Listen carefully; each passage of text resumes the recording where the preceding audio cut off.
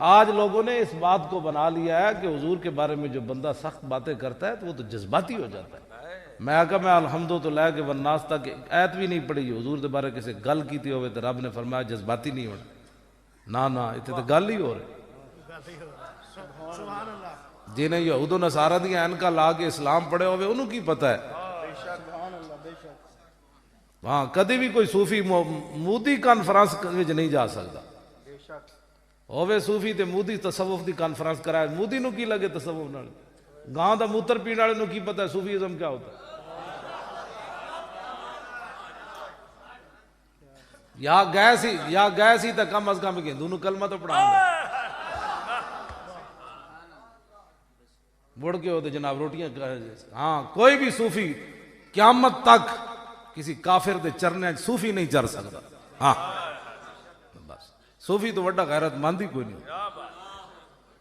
दाता साहब लखा सलाम अमन आपने फरमाया अगर तू कामिल सूफी देखना चाहता है तो सिद्दीक अकबर को देख।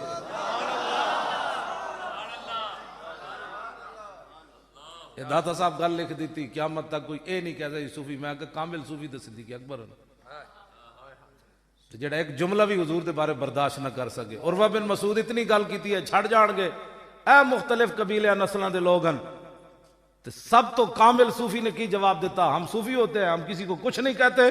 फ़क़ाल लहू अबू बकर उमसुस बज़र अल्लात अनहनु नफ़िरु अन्हु व नदउ, मैं जाए लात और मनात दे पेशाब चट ना असी हुजूर नु छोड़ा ना छोड़ के नसन वाला जाब नगल।